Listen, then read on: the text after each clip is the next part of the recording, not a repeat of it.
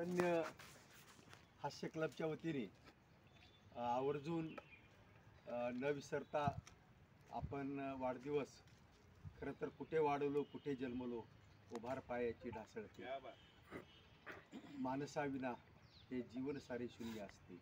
खरं तर आवर्जून आपण वाढदिवसानिमित्त मला इथे बोलवलं, वाढदिवस साजरा केला। मी आपले मनापासून आभार मानतो। शब्दाने घरे फुलतात माणसे आणि देश, एवढी ताकद शब्दामध्ये असते आणि तेवढीच ताकद माणसांच्या हसण्यामध्ये असते। आपण हास्य क्लबच्या वतीने जे सतत उत्साहानं जे जगण्याची प्रेरणा देता ते खरं तर शब्दांच्या पलीकडले आहे। आत्ताच माझे मित्र प्रकाश घातगिरी यांनी सांगितल्याप्रमाणे ते सर्व जीवनपट मी सांगणार नाही, पण या वास्तूशी माझं नातं आहे।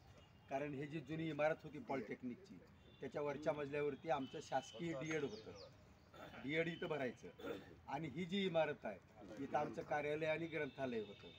ही गोष्ट आहे 1979ची, म्हणजे आज किती 45-50 वर्षापूर्वीची ही गोष्ट आहे। असं नातं माझं या वास्तूशी आहे। दुसरी गोष्ट की आपल्याला प्रत्येकाला आपल्या कामाचं वेड असलं पाहिजे, भले तो कुठल्या कामात असो, छंदात असो। तसं आपल्या सर्वांना या चैतन्य हास्य क्लबचं वेड आहे। मलाही माझ्या नोकरीमध्ये माझ्या पेशाचं कामाचं खूप वेड होतं। मी सुट्टीविना 5 वर्ष शाळा चालवली। मी लिहिले त्यावेळी की पोलिसांना काळजी चोरं कुठून आणायची आणि मुख्याध्यापकाला काळजी पोरं कुठून आणायची। पोलिसांना काळजी चोरं कुठून आणायची आणि मुख्याध्यापकाला काळजी पोरं कुठून आणायची।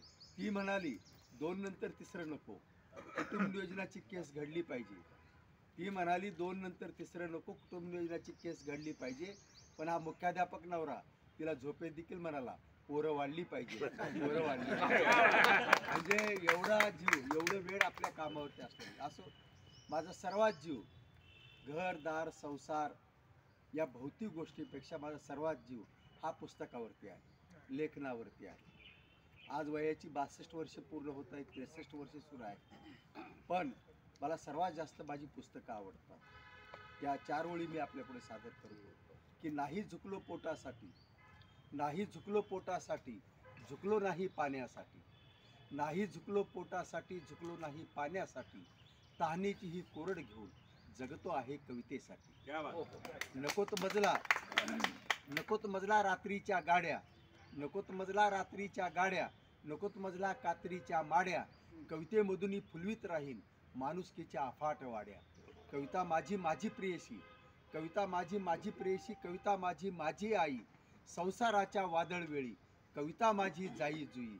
शेवटच्या ओळी नाही हरलो उद्यासाठी, नाही हरलो उद्यासाठी, झुरलो नाही गाद्यासाठी, श्वास माझा सळसळतो आहे लक्ष फुलांच्या कवितेसाठी, लक्ष फुलांच्या